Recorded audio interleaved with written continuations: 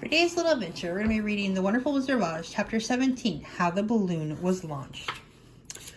For 3 days, Dorothy heard nothing from Oz. These were sad days for the little girl. Although her friends were all quite happy and contented, the Scarecrow told them they were wonderful thoughts in his head, but he would not say what they were, because he knew no one could understand them but himself.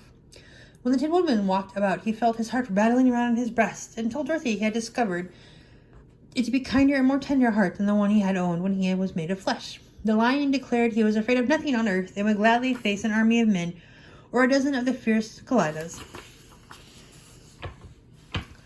Thus, each of the little party was satisfied except Dorothy, who longed more than ever to get back to Kansas. On the fourth day, to her great joy, Oz sent for her, and when she entered the throne room, he said, pleasantly, "Sit down, my dear. I think I have found the ways to get you out of this country." "And back to Kansas?" she asked eagerly. "Well, I'm not sure about Kansas," said Oz, "for I haven't the faintest notion which way it lies. But the first thing to do is to cross the desert, and then it should be easy to find your way home." "How can I cross the desert?" she inquired. "Well, I'll tell you what I think," said the little man. "You see, when I came to this country, I was in a balloon. You also came through the air being carried by a cyclone. So I believe the best way to get across the desert will be through the air. Now, it is quite beyond my powers to make a cyclone, but I've been thinking the matter over, and I believe I can make a balloon." "How?" asked Dorothy. "A balloon," said Oz, "is made of silk, which is coated with glue to keep the gas in it. I have plenty of silk in the palace, so it'll be no trouble for us to make the balloon. But in all this country, there's no gas to fill the balloon with, to make it float." "If it won't float," remarked Dorothy, "it will be of no use to us." "True," answered Oz, "but there's another way to make it float, which is to fill it with hot air. Hot air isn't as good as gas, for if the air should get cold, the balloon would come down in the desert, and we should be lost." "We?" exclaimed the girl. "Are you going with me?" "Yes, of course," replied Oz. "I am tired of being such a humbug. If I should get out of this palace, my people would soon discover I am not a wizard, and then they would be vexed with me for having deceived them. So I have to stay shut up in these rooms all day, and it gets tiresome. I'd much rather go back to Kansas with you and begin a circus again." "I shall be glad to have your company," said Dorothy. "Thank you," he answered. "Now, if you will help me sew the silk together, we will begin to work on our balloon."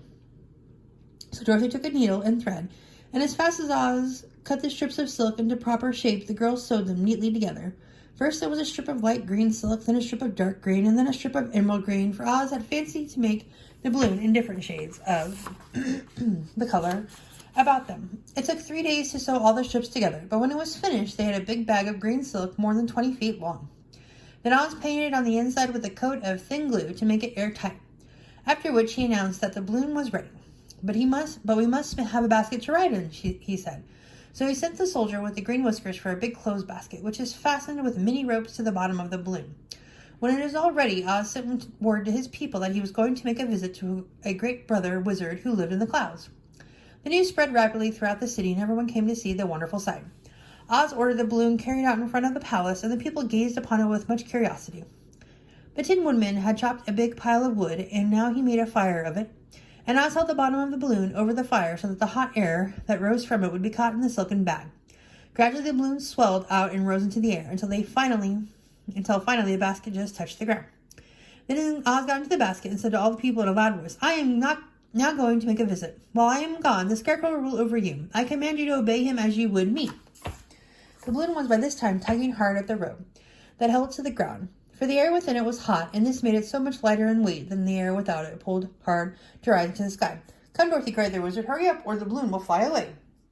"I can't find Toto anywhere," replied Dorothy. Dorothy did not wish to leave her little dog behind. Toto had run into the crowds to bark at a kitten, and Dorothy at last found him. She picked him up and ran toward the balloon. She was within a few steps of it, and Oz was holding out his hand to help her into the basket when crack went the ropes, and the balloon rose into the air without her. "Come back! I want to go too!" "I can't come back, my dear," called Oz from the basket. "Goodbye!